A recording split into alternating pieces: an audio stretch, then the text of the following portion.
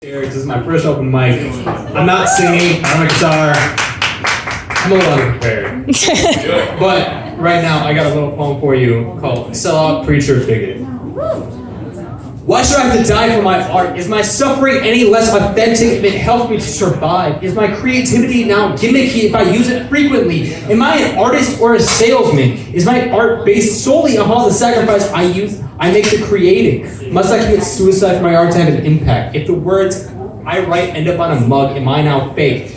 If I write with a purpose, does it automatically become preachy? Is my message perceived as a sermon from some vain preacher? Must I create something meaningless in an effort to overcome my own vanity? But do I not join the commercialism by creating pointless art? What separates sellers from artists? Am I a bigot if my art offends you? If I write with such diction that goes right over those feeble heads, am I looking down on them? If I write something against your personal moral philosophy, does that make me evil? And what if I challenge your religious beliefs? Does that make me a heretic? A sinner? Am I offensive if I question your answer to society's problems? Am I inflammatory if I write about current events? Who am I supposed to impress? Is art made to impress people? Because I don't think I'm impressing anyone right now. Is it worthless if it isn't impressive? Who is a real judge of whether art is impressive or worthy? And what is art worth? How are we to determine the value of creativity? So I ask, what would you have me do? Create inoffensive, meaningless, commercialized art that impresses the masses? Must I keep my head down, my mouth shut? Must I stop creating for fear of repercussion? What should I create? What am I supposed to do? Should I survive to create? To die to give my art power? What is art? What am I? All right!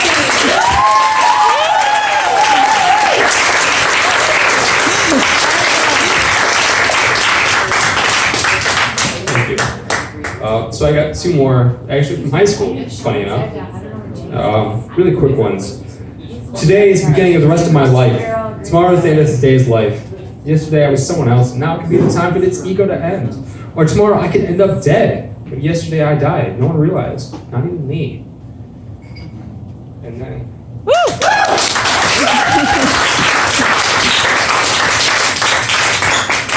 To be.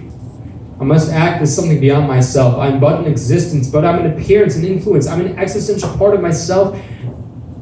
And the words I create, I am words, I am meaning. I am memories and lessons. I am as much a part of me as I am you. You are a part of me. Influence creates, destroys, existence, lack thereof. We are one. We are all. To be is to be a part of all. We are destiny and its pawn. Without everyone, there would be no one. And we are mortal in idea. Mortal only in our fleeting appearance. Don't waste a single second, because you are the world. Yes!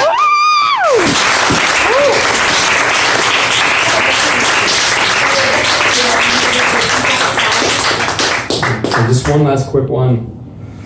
Try to make this quick.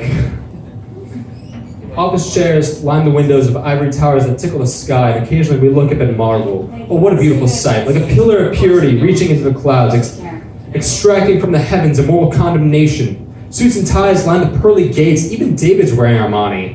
And God is still in a boardroom meeting, a round table of glorious luxury personified. The gathering concludes with everyone patting each other and themselves on the back, and the news hits Twitter before the doors even open. And so gospel rains down upon us through our electronics, every news station reporting a different version. But if you listen closely, they're all saying the same fucking thing. We must fear each other, fear ourselves, a serenade intended to court anarchy.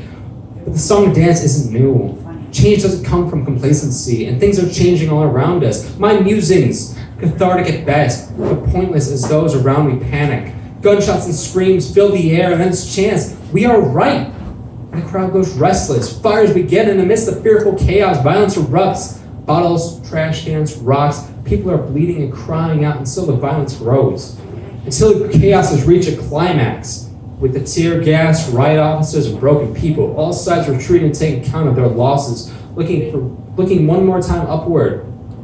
The windows filled with figures, they look horrified but immaculate, untouched by our petty squabbles, bystanders to a civil war created in their name, shielded from our dirt and treachery, hidden away from us by both golden gates and silver screens, cell phones in hand. It's a new hashtag.